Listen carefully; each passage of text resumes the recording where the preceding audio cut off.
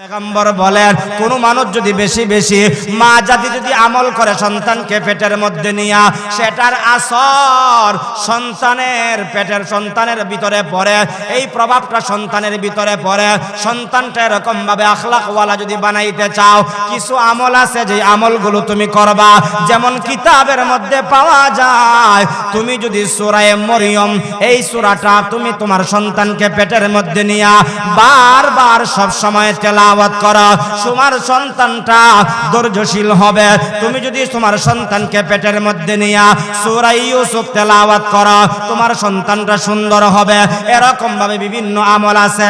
তোমার সন্তানকে পেটে নিয়া তুমি আমল করবা মা, তোমার সন্তানটা দুনিয়াতে আসার পরে এরকম ভাবে গান বাজনা শিখবে না। তোমার সন্তানটা বড় হওয়ার পরে আল্লাহ চিনবে, আল্লাহর কালাম চিনবে, আল্লাহর পরিচয় জানবে। আর আল্লাহর পরিচয় যেই সন্তান জানবে, ওই সন্তান কখনো আল্লাহর নাফরমানি করতে পারে না। সেজন্য 2 নম্বরে মা তার সন্তানকে পেটে নিয়া বেহায়াপনা কাজ করা যাবে না, বেলালাপনা কাজ করা যাবে না। বলে হুজুর আমার স্ত্রী বাজারে পাঠাই না, আমার স্ত্রীকে এরকম ভাবে শহরে পাঠাই না, কিন্তু ঘরের ভিতরে 24 ইঞ্চি একটা টিভি কিনা দিছি, কেমনে সময় কাটাইবে? টিভিটা দেইকা সময় কাটাইবে, আলিফ লায়লা দেখবে, কিরণমালা দেখবে, যখন সময় যেই চ্যানেল আছে ওই চ্যানেল দেখবে। চ্যানেলের ভিতরে গান বাজনা আছে না নাই? বাজারও দিছি না তো ঘরের ভিতরে। আরে বাজারের চাইতে বড় বাজার তো তোমার ঘরের ভিতরে তুমি রাইখা দিছো। আর তোমার স্ত্রী কোরআন না পড়া, আল্লাহর কালামে ইবাদত বন্দেগী না কইরা সব সময় সকালের চ্যানেলও দেখে, বিকাল বেলার চ্যানেলও দেখে। আপনি কিনা দিলেন কেন? একা একা সময়টা কেমনে কাটাইবে? সঙ্গী বানায় দিবেন টিভিটা? না না, তোমার সঙ্গী বানায় দেওয়ার কথা ছিল আল্লাহর কালাম, যাতে করে পেটে সন্তান নিয়া আল্লাহর কালাম তেলাওয়াত করে। আল্লাহর কালামের পরিবর্তে 24 ইঞ্চি টিভি দিলা, আর 24 ইঞ্চি টিভি পাইয়া আর ওয়ালের মধ্যে লাগাইয়া দিলা। এই টিভি দেইকা কি আর আল্লাহর কালাম তেলাওয়াত করবে? না না, আল্লাহর কালাম তেলাওয়াত করবে না। এজন্য পেটের ভিতরে সন্তান নিয়া কোনো খারাপ কাজ, অন্যায় কাজ, বেহায়াপনা, বেলালাপনার কাজ করা যাবে না। জানো, তুমি যদি তোমার সন্তানকে পেটে নিয়ে বেহায়াপনা, বেলালাপনার কাজ করো, এটার প্রভাব কিন্তু তোমার সন্তানের উপরে পড়বে। আর সন্তান বড় হইয়া এরকম ভাবে গানের পাগল থাকবে, এরকম ভাবে যাত্রা গানের পাগল থাকবে, এরকম ভাবে কিরণমালার পাগল থাকবে। আর তুমি কোরআনের সংস্রবে থাকো, সন্তান বড় হইয়া কোরআনের পাগল থাকবে, কোরআনের প্রেমিক থাকবে। আমার আপনার সন্তান কোরআন প্রেমী হোক, আমরা চাই কি চাই না? 3 নম্বরে সন্তানটা যখন ভূমিষ্ঠ হওয়ার সময় হয়ে যাবে, ভূমিষ্ঠ হওয়ার সময় সন্তানটা দুনিয়াতে আসার পরে মা আর বাবার 3 নম্বরের দায়িত্ব হলো, আপনার সন্তানটা দুনিয়াতে আসছে, আপনি মসজিদের ইমাম সাহেবের তালাশ করার দরকার নাই, মুয়াজ্জিন সাহেবকে তালাশ করার দরকার নাই, মুহতামিম সাহেবকে তালাশ করা দরকার নাই। আপনি আপনার সন্তানের ডান কানের মধ্যে আজান দিয়ে দিবেন, বাম কানের মধ্যে ইকামত দিয়ে দিবেন। যার ডান কানে আজান হয়ে যাবে, বাম কানে ইকামত হয়ে যাবে, সর্বপ্রথম জন্মগ্রহণ করার পরে আল্লাহর নাম যেই সন্তানের কানে পৌঁছে যাবে, ওই সন্তান বড় হওয়ার পরে আল্লাহ থেকে কখনো বিমুখ হবে না। কিন্তু আজকে আমরা কি করি? সন্তান ভূমিষ্ঠ হওয়ার সময় বেশিরভাগ আমরা লাইন ধরি ক্লিনিকও, হসপিটালে। আর ওই হসপিটালে সন্তান জন্মগ্রহণ করলে আজানেরও কোনো সুযোগ হয় না, ইকামতেরও কোনো সুযোগ হয় না, ইসলামী শরীয়ত মতো যা যা করা দরকার এই সুযোগটাও পাওয়া যায় না। এই জন্যই তো বেদিন, বেঈমানরা, ইহুদি, খ্রিস্টানরা এটা আমাদের গাড়ে চাপায় দিয়েছে, কিন্তু তাদের দেশের মধ্যে সেটার তেমন কোনো গুরুত্ব নাই। বিশেষ করে আমাদের বাংলাদেশে যেই পরিমাণ সিজার হয়, হসপিটালে সন্তান হয়, এই পরিমাণ অন্য দেশে এরকম সিজার, পেট কাটা হয় না। আমাদের দেশে এটা বেশি। আর এটা করাইয়া সন্তানকে কি করে? আল্লাহ থেকে বিমুখ করে। তাহলে 3 নম্বরে সংক্ষিপ্ত কথা, 3 নম্বরে মা আর বাবার দায়িত্ব হলো ডান কানে আজান দেওয়া, বাম কানে ইকামত দেওয়া। এটা মা আর বাবার দায়িত্ব। আর সন্তানের পাওনা হলো মা আর বাবার কাছে। সংক্ষিপ্তভাবে 4 নম্বরে ও মা জাতিরা শুনে রাখো, 4 নাম্বার হলো তোমার সন্তান যখন দুনিয়াতে আসবে, ডান কানে আজানে কামত শেষ হয়ে যাবার পরে 7 দিনের দিনও তার সুন্দর একখানা নাম রাখবে, ইসলামিক নাম রাখবে, যেই নামের প্রভাব ইসলামের দিকে দাবিত হয়। আল্লাহ ওয়ালা নাম রাখবা, সাহাবী ওয়ালা নাম রাখবা, মহিলা হলে মহিলা সাহাবিয়াদের মতন নাম রাখবা, আর পুরুষ হলে সাহাবীদের নাম, নবীদের নাম অনুসরণ করে নাম রাখবা। আগডুম বাগডুম এরকম টেম্পু বেবি নাম রাখার কোনো দরকার নাই। এটা হলো মা আর বাবার দায়িত্ব, আর এই পাওনাটা হলো সন্তানের মা আর বাবার কাছে। গত কিছুদিন আগের একটা সত্য ঘটনা, একজন সন্তান বড় হয়ে গেছে, মোটামুটি কলেজে পড়ে, তার এমন একটা নাম বলার পরে আয়েশা বলতেছে, হুজুর আমার মা আর বাবা এমন একটা নাম রাখছে যেই নামটা মানুষের কাছে বললে মানুষ আমাকে হিন্দু মনে করে নাকি মুসলমান মনে করে আমি বুঝতে পারি না, আমি নামটা বললেই মানুষে মনে করে হয়তো লোকটা হিন্দু হতে পারে, কিন্তু আমার লজ্জা লাগে, আমি তো একজন মুসলমান। হুজুর আমার মা যে একটা নাম রাখলো এই নামটায় তো আমি সন্তুষ্ট না, হুজুর আমি কি করব? বললাম এখনো সময় আছে, তুমি তোমার নামটা পরিবর্তন করে। আচ্ছা, এই যে সন্তানটা এই কথাটা বলল, কাকে অভিযুক্ত করলো? মা আর বাবাকে অভিযুক্ত করলো।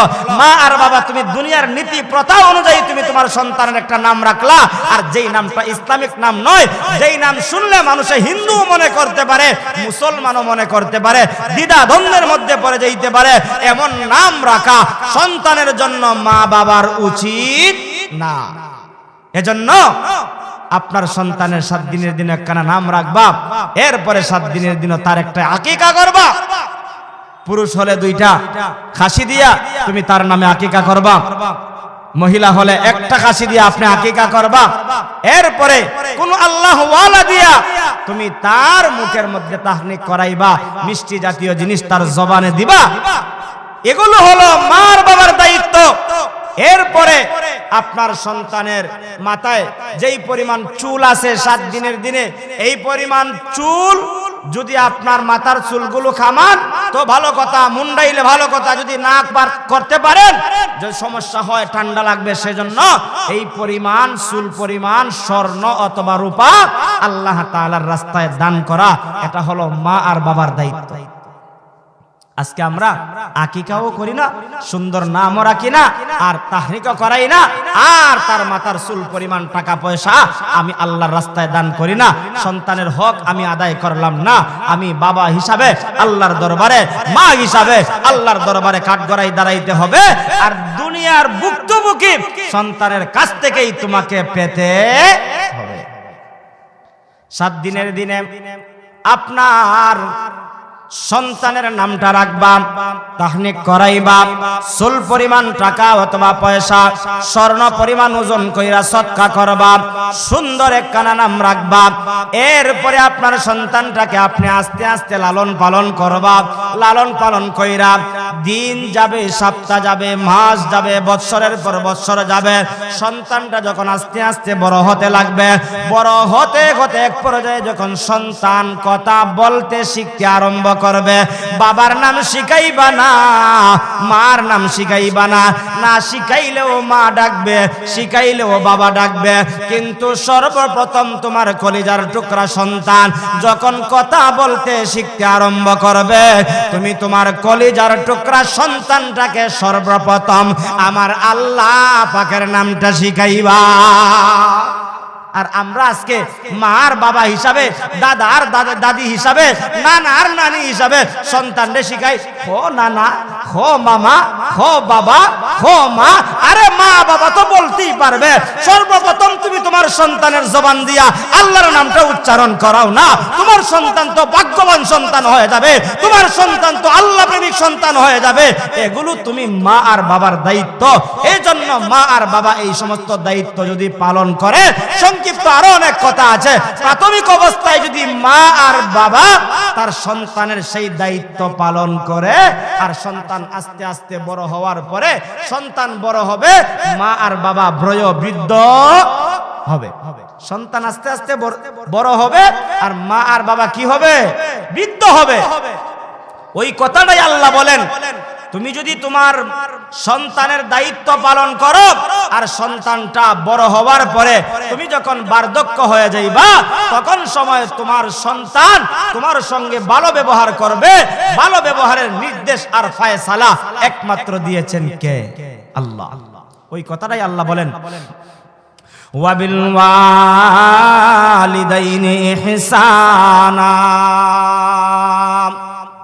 আল্লাহ তাআলা বলেন 2 নম্বরের ফয়সালা হলো, ও পৃথিবীর মানুষেরা তোমরা তোমাদের মা আর বাবার সঙ্গে ভালো ব্যবহার করো, সৎ ব্যবহার করো। কোন সময় করবা? একারের মধ্যে ঐচ্ছিক কথা রাখে দিয়েছেন। আল্লাহ তাআলা বলেন সব সময় তুমি তোমার মা আর বাবার সঙ্গে ভালো ব্যবহার করো, সৎ ব্যবহার করো। মা আর বাবার সঙ্গে ভালো ব্যবহার করলে, সৎ ব্যবহার করলে আল্লাহ খুশি হয়ে যাবেন। আর আল্লাহ যার উপরে খুশি হয়ে যাবেন ওই সন্তানের দুনিয়াতেও কোনো অশান্তি থাকবে না, ওই সন্তানের দুনিয়াতে কোনো পেরেশানি থাকবে না, ওই সন্তানের দুনিয়াতে কোনো মুসিবত থাকবে না। ওই সন্তান দুনিয়াতে যেরকম ভাবে শান্তি থাকবে ওই সন্তানের আখিরাতকেও আমার আল্লাহ শান্তির ব্যবস্থা করে দিবে। এরপরে আল্লাহ তাআলা বলেন, ইম্মা ইয়াবলুগান্না ইনদাকাল কিবারা আহাদুহুমা আও কিলাহুমা ফালা তাকুল লাহুমা উফিন ওয়ালা তানহারহুমা ওয়া কুল লাহুমা কাওলান কারীমা। আল্লাহ তাআলা বলেন, কি দিছে বা ঠিক আছে নি, ঠিক কইরা রাখো, কেতা করবাই যে মাই কিতা তোর কইয়া কোনো লাভ নাই, যা হইতাছে তো হইতে আছে। আল্লাহ তাআলা বলেন, ইম্মা ইয়াবলুগান্না ইনদাকাল কিবারা আহাদুহুমা আও কিলাহুমা ফালা তাকুল লাহুমা উফ। আল্লাহ বলেন, ও সন্তানেরা তোমরা শোনো, তোমরা তোমাদের মা আর বাবার সঙ্গে ভালো ব্যবহার করবা। এরপরে আল্লাহ বলেন, তোমাদের মা অথবা বাবা অথবা উভয় যদি তোমার জীবদ্দশায় তারা বার্ধক্যে উপনীত হয়, বয়োবৃদ্ধ হয়ে যায়, তবে তোমরা তোমাদের মা আর বাবার সঙ্গে উফ শব্দটা পর্যন্ত বলবা না।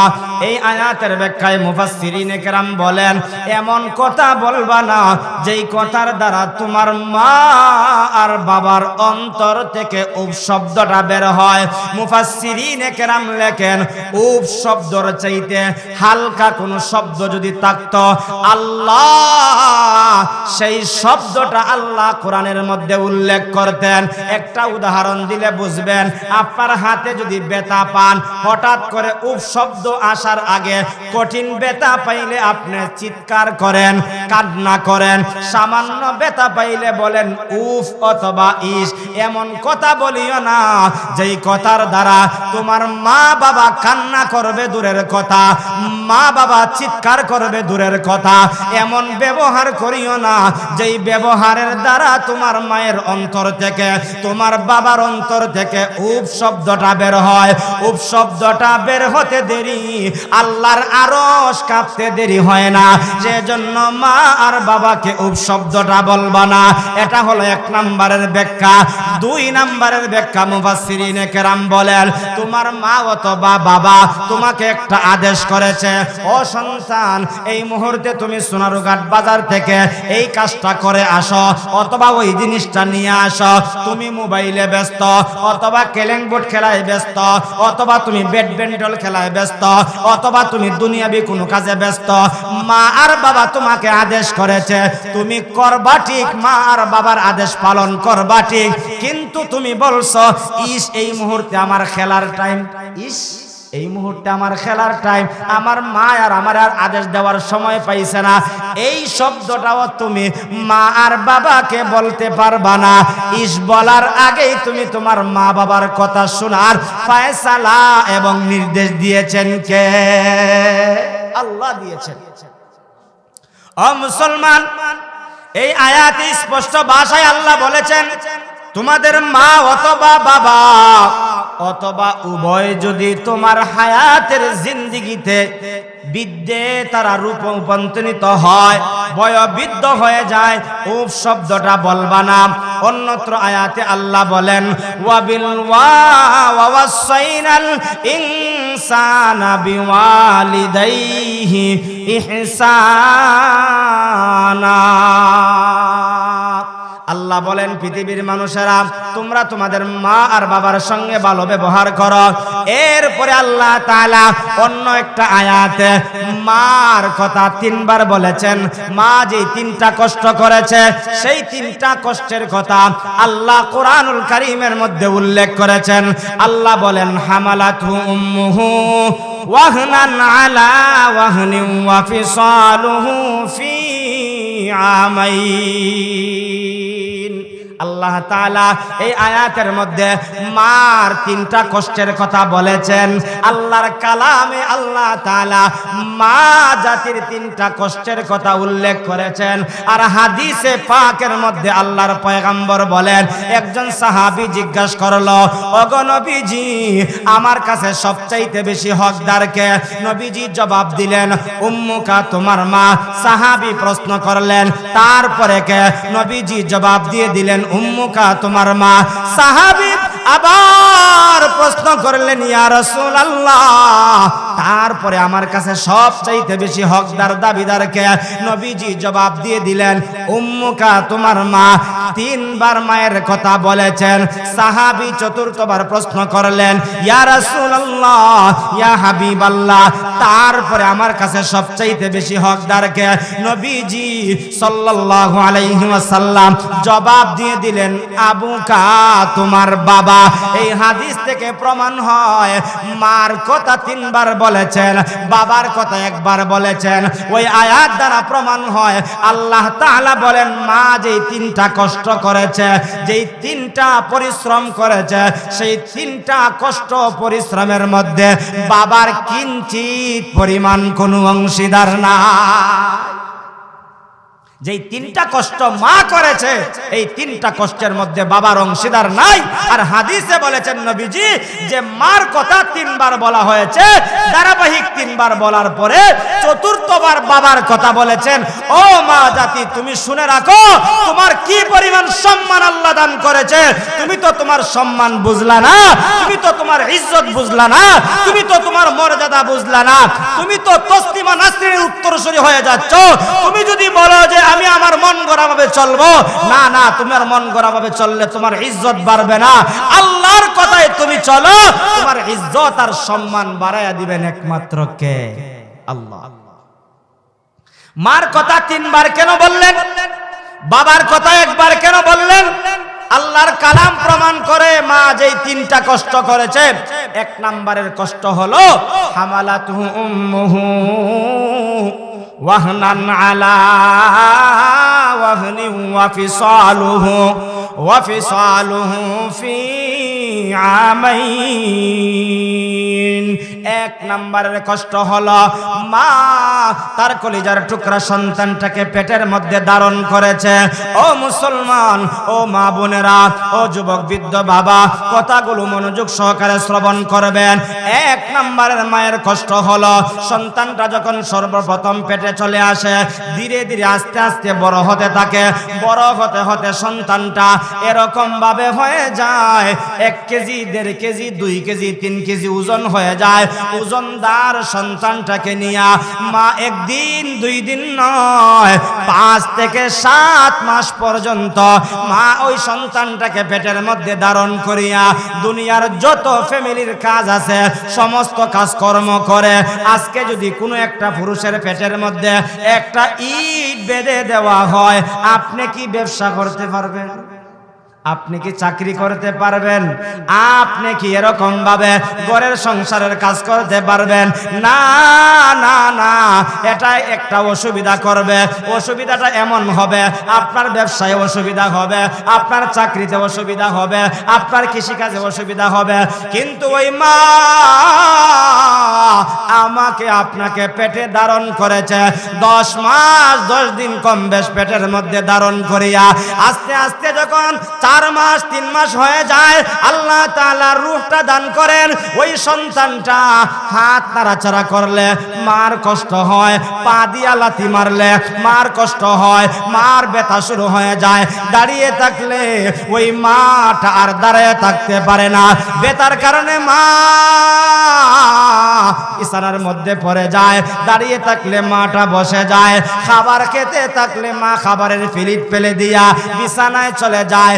এই যে 1 দিন 2 দিন নয়, ওই মা জাতিটা কম বেশ 10 মাস 10 দিন গর্ভধারণ করে সন্তানকে পেটে নিয়ে যেই কষ্টটা করেছে, ওই কষ্টর মধ্যে বাবার কিঞ্চিত পরিমাণ কোনো অংশীদার নাই।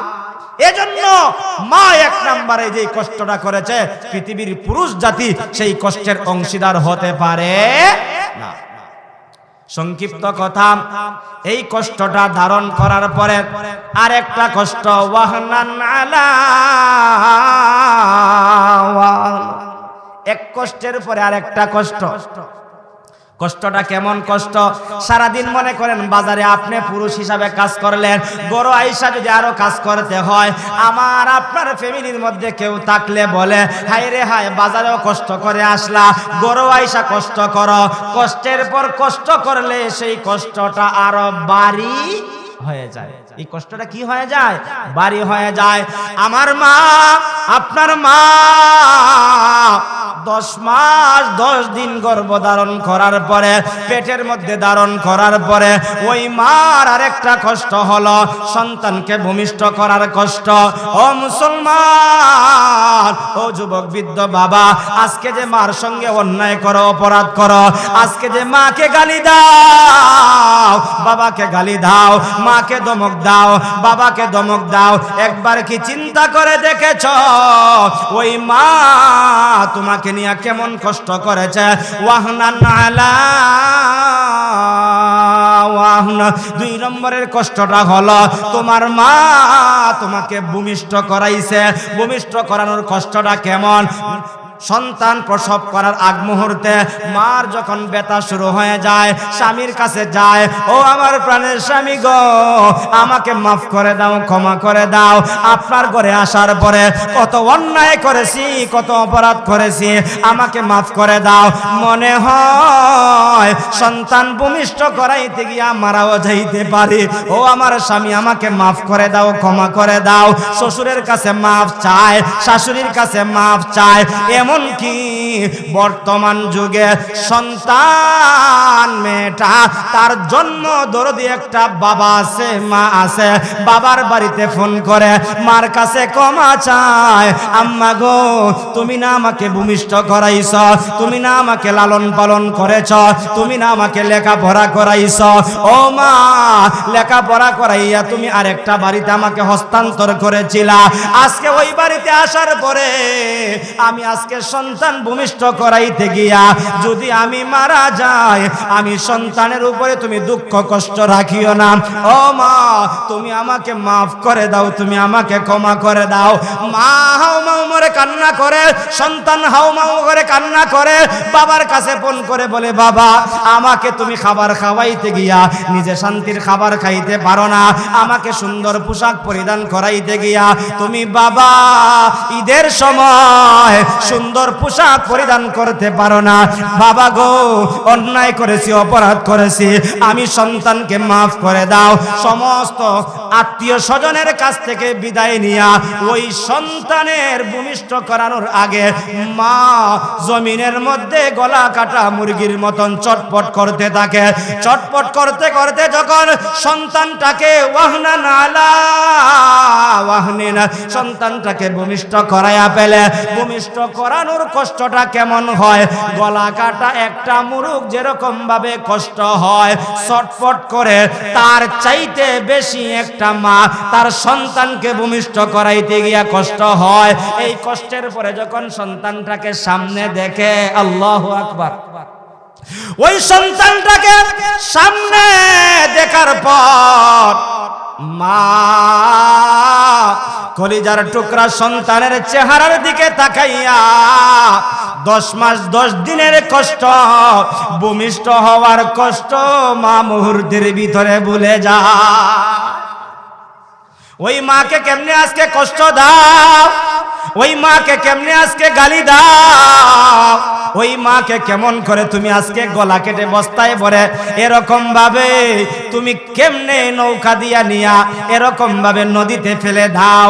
ও যুবক, তোমার পায়ে ধরে হাতে ধরে বলে যায়, যত বড়ই টাকাওয়ালা হও না কেন, মা বাবাকে কষ্ট দিলে দুনিয়াতে শান্তি হবে না, মা আর বাবাকে গালি দিলে শান্তি হবে না। দুনিয়াতে টাকাওয়ালা না হলেও যদি শান্তি পেতে চাও, একমাত্র মা আর বাবার কাছ থেকে দোয়া নাও। আল্লাহর পয়গম্বর বলেন, রিদর রাব্বি ফি রিদাল ওয়ালিদাইন ওয়া সাখাতুর রাব্বি ফি সাখাতুল ওয়ালিদাইন। আল্লাহর পয়গম্বর বলেন, তোমাদের মা বাবার সন্তুষ্টই হলো আল্লাহর সন্তুষ্ট, তোমাদের মা বাবার অসন্তুষ্টই হলো মা আল্লাহর অসন্তুষ্ট। এজন্য তুমি যদি তোমার মা আর বাবাকে সন্তুষ্ট করতে পারো, খুশি করতে পারো, আমার আল্লাহ খুশি। তোমার মা বাবাকে কষ্ট দিলে আল্লাহ বেজার, আর আল্লাহ যার উপরে বেজার হয়, এই সমস্ত অনেক মানুষ আমার চোখে আমি দেখেছি লাঞ্ছিত হয়েছে, অপমানিত হয়েছে, রাস্তায় রাস্তায় হাত পাইতা ভিক্ষা কইরা কইরা ঘুরছে, এমন হাজারো নজির আমাদের দেশে আছে না নাই? এজন্য দোস্ত, সময় সংক্ষিপ্ত, সময় শেষ করে ফেলবো কিছু সময়ের ভিতরে। আল্লাহ তাআলা যে বললেন মার কথা 3 বার, মায়ের 3টা কষ্ট। 1 নাম্বার হলো সন্তান পেটে নিয়ে গর্ভধারণের কষ্ট, 2 নাম্বারের কষ্টটা হলো ও যুবক বৃদ্ধ বাবা ভূমিষ্ঠ হওয়ার কষ্ট, 3 নাম্বার হলো তোমার মা যেই 2 বৎসর 2.5 বৎসর পর্যন্ত তোমাকে দুধ পান করাইছে, শুধুমাত্র দুধ পান করাইছে তা নয়, ভূমিষ্ঠ হওয়ার পরে কি পরিমাণ কষ্ট। তুমি তোমার মায়ের বিছানার মধ্যে প্রস্রাব করে দিয়েছ, মা তোমাকে ফেলে দেয় না।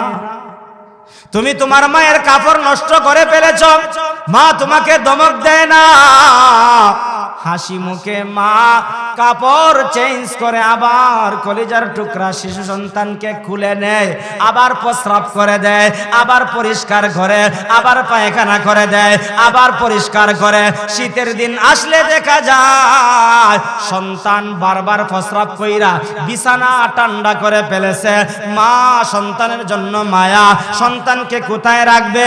নিজে ঠান্ডা জায়গায় ঘুমাইয়া সন্তানকে বুকের উপরে ধারণ করিয়া সারা রাত্র কাটায় যেই মা, ওই মাকে কোনোদিন কষ্ট দিবা না। এই 3টা কষ্ট যে মা করে, এই জন্য মাকে কখনো কষ্ট দেওয়া যাবে না। এই জন্য আমার আল্লাহ তাআলা বলেন, وَقَضَى رَبُّكَ أَلَّا تَعْبُدُوا إِلَّا إِيَّاهُ وَبِالْوَالِدَيْنِ إِحْسَانًا। পৃথিবীর মানুষেরা, আমি আল্লাহর 1 নম্বরের ফয়সালা হলো তোমরা ইবাদত করবা আমি আল্লাহর, ইবাদতের সঙ্গে কাউকে শরীক করবা না। 2 নাম্বার হলো তোমরা তোমাদের মা আর বাবার সঙ্গে ভালো ব্যবহার করবা, সৎ ব্যবহার করবা। তোমার মা অথবা বাবা যদি তোমার জীবদ্দশায় তারা বয়োবৃদ্ধ হয়, তবে তাদেরকে উপ শব্দটা পর্যন্ত বলবা না।